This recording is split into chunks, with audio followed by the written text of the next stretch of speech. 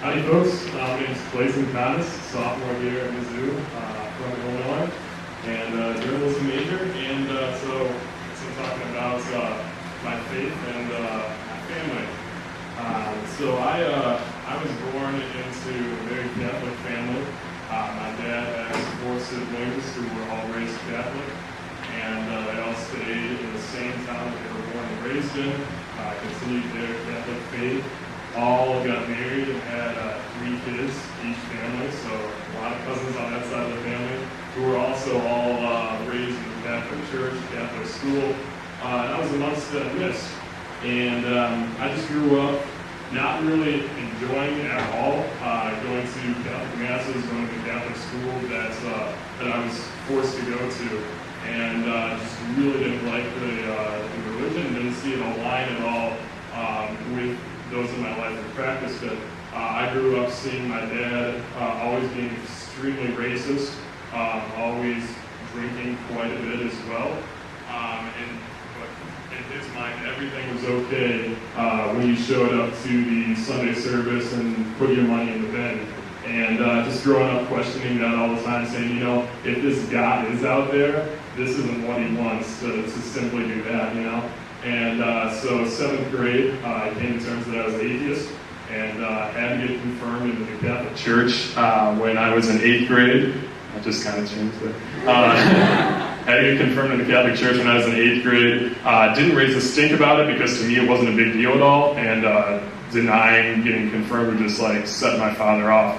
So I got confirmed with the name Doubting Thomas for obvious reasons. And then went through high school being atheist. Wasn't a bad kid by any means. And then became interested in God, though, the summer before my freshman year at the University of Missouri. And last week of October, my freshman year, I actually encountered God in a vision when he told me, "For I am forever yours." And then I realized that I would be a hypocrite if I didn't give my life to Christ, which I then did. And about 3 weeks later, I got baptized. I saw baptism as a public declaration of faith and still do, and just wanted to, although I did get baptized in the Catholic Church when I was 2 weeks old or what have you, I just wanted to do it again. It was my independent choice. It's the lifestyle that I was living, seeing baptism as going into the water, symbolizing, you don't have Christ on your side, or you don't realize you have Christ on your side, come back out of the water, and just showing to all the people who you invited there to be at your baptism, I do have Christ in my life, I'm chasing after him, y'all can join me in this quest. So I was very hesitant to call my family and tell them that this happened. And I just remember when it happened, I had so many friends there with pictures and everything, and I just told them, guys, you can't post any of this on Facebook, any of this on Twitter at all. They can't find out right now. And when I came to terms that I wanted them to know, I called them my dad. And for the first 3 minutes of our conversation, we just basically talked about the same kind of meaningless things that I can only talk to him about, which is weather, sports, his job, and my schooling. And for 3 minutes of that, he's like, "Well, anything else you got to say, Clayton?" And I was like, "Yeah, I wanted to tell you I got baptized." And it's just silence. And then he says, "Well, you've already been baptized." And I said, "Well, yeah, but I see baptism as what I just told you a few minutes ago." Silence again. "So what they do, pour some holy water over your head?" I said, "No, they dunked me in a hot tub." And my dad responds by saying, "What the fuck is that?" and hangs up the phone on me. And I'm sorry to use the obscene language there. I may have startled you all, but you can imagine I was pretty startled as well when it happened to me. And that's when I kind of knew that this spiritual journey that I had just begun would be hard to handle with my dad's faith. And even though it's the same God, he just doesn't see it that way at all. And my pastor at the Rock Campus Church, that's my church, by the way, is the Rock Campus Church here on campus. Our pastor there, his name's John, and it took him, after he accepted Christ into his life when he was a senior in high school, it took him 16 years to get the message across about God to his father before his dad finally accepted Christ into his life. And seeing that and knowing that when this event happened, I was just like, I may have a heck of a long journey in front of me, you know? And, throughout the year and a half of me being Christian, I've brought up this God with my dad from time to time.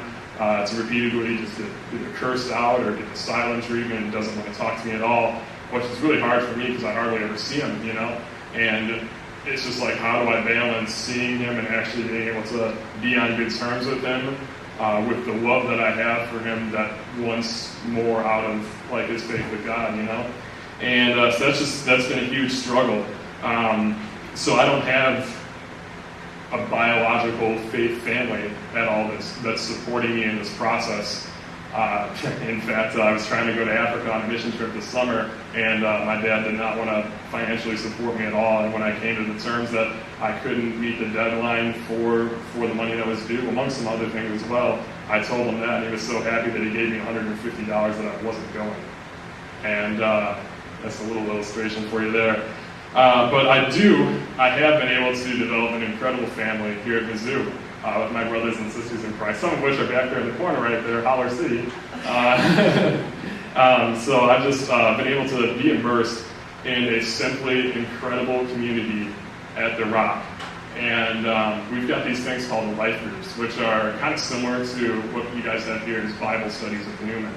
And it's all sex-based, so all male or all female life groups. And it's just so valuable for me to just lay out all the struggles that we're going through. Every week we meet up at 9 o'clock, and sometimes can be there 2.5 hours until 11:30. It's just like however long it takes us to go, we go. We just talk about highs, lows, and where we're with God and how that all ties in with each other. And just putting yourself in that vulnerable situation and dump out all the stuff. I mean, we're talking about pornography, masturbation, struggles with relationships, with friends and girlfriends. I mean, the whole 9 yards. To just have that outlet to dump it off and have physical humans hear it is just absolutely incredible. And way better than any monetary value could provide. It's just immense. And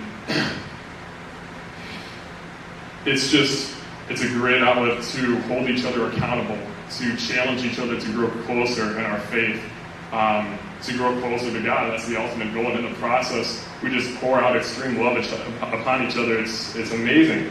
And I can call those people my brothers in Christ. Those people are my family. My roommate, Jared Davis, my best friend, who I come home to every night and talk to about how our days went and everything. He's my brother in Christ. I've got brothers and sisters up the wazoo over there, just constantly loving upon each other in an absolutely incredible environment. And although they're not biologically my family, on my birth certificate, wouldn't say any of those people's names. I know that a few mentors that I have, one name's Paul and the other named Braxton right here, I'm sure some of you know. They're my fathers in Christ, honestly. They're the physical, earthly father that I never had growing up, showing me the way of God. And what I want to tell y'all is it's so important to have those physical beings here at Mizzou. Whether you're from Columbia or not, maybe you do have a family right here in Columbia or Rocheport, live there with them. But I feel like it's very necessary to have a faith family of people who are walking through the same life at the same point in time as y'all are right now in college. I personally do not consider Ottawa, Illinois, my hometown, to be my home because it's far from home when I go there. My home is right here in Columbia, Missouri. My home is where my family is. And having these people physically there, you could have a strong faith family biologically, maybe in Colorado, maybe in St. Louis or Kansas City, I don't know. And you could have an awesome family that's constantly striving to have you in a better relationship with God, which would be absolutely incredible. It's something I wonder, wow, if I had that, what would happen, But I see a definite need to be able to have that home right here because the physicalness of it, having someone actually be there walking with you, being able to hold their hand in tough times is necessary. Recently, one of my really good friends and his girlfriend parted ways. I thought they very well could have gone the whole 9 yards and tied the knot on in a wedding later on down the road. And he was talking to me about it Tuesday, and he just said, it's not that it was a long distance relationship. I don't know if I threw that in. She was in Columbus, Ohio. He was here. He said it's not that we didn't like each other and have the positive, awesome feelings that we did. We both had that for each other. But he's like, Clayton, what I really, really missed out on and what we just couldn't stand not having with each other is to simply be with each other in each other's presence. Not necessarily even communicating with each other, because they could communicate like they have been, Skyping, calls on the phone, texting, He's like, I just simply missed out on being able to just lie right next to her, in complete silence. We can communicate with our faith biological families back home, but they can't provide us that time of comfort right there that we all battle and will need throughout our lives. And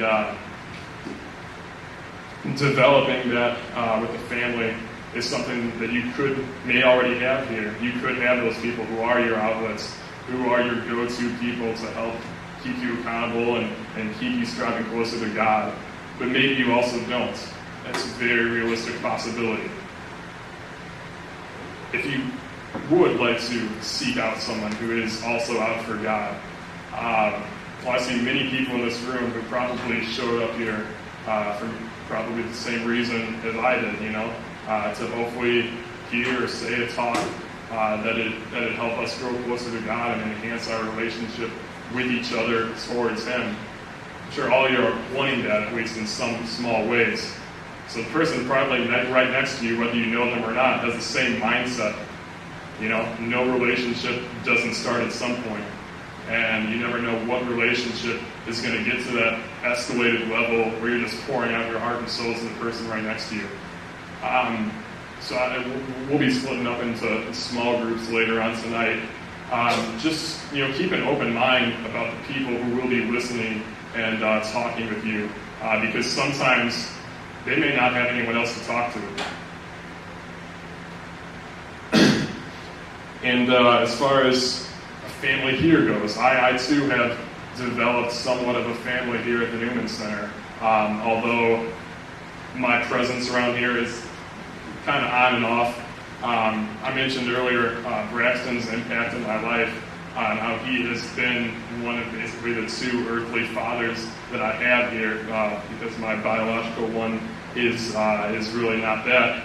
And in the process of just growing with him and just becoming friends with all y'all out there, I have been able to rid myself of the stereotypes that I possessed greatly all throughout coming to Mizzou of the Catholics that I lived with.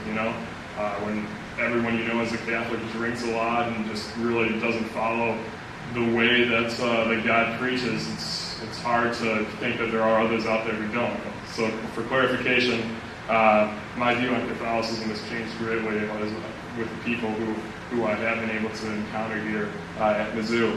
And just because I really don't consider my biological family to be really my real family, it doesn't mean that I don't pray for them. It doesn't mean that I don't still love upon them.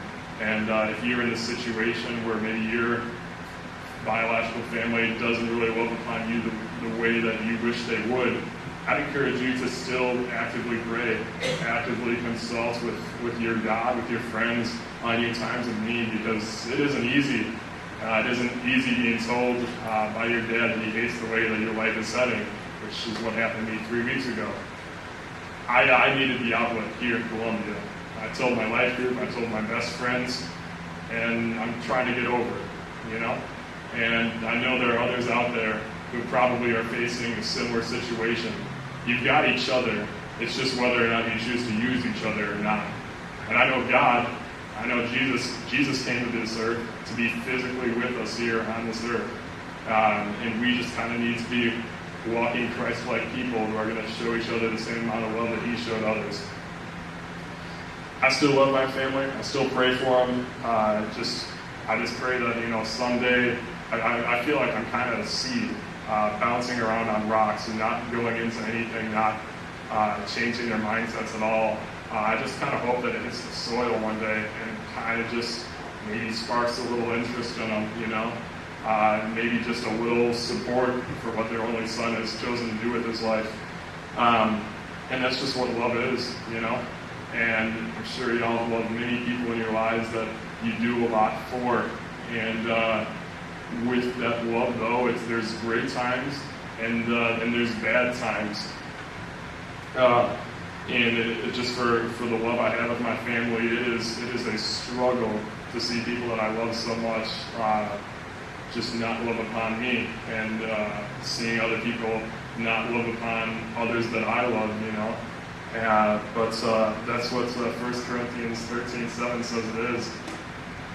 It says, love bears all things, love believes all things, or love is all things, oh my gosh. Love believes all things, hopes all things, and endures all things. I know the love that I have for many people has endured a lot of things, and I don't expect it to stop doing that anytime soon. But I just hope that whether you're in a situation where you are constantly enduring a negative impact from your biological faith family, you can just turn that love and hope and believe that the people around you can help you get through that, and just hope and believe that the ones back in your hometown or your home will eventually love you in the process. And so I guess we're supposed to break up into small groups now. Let's come on to take this away.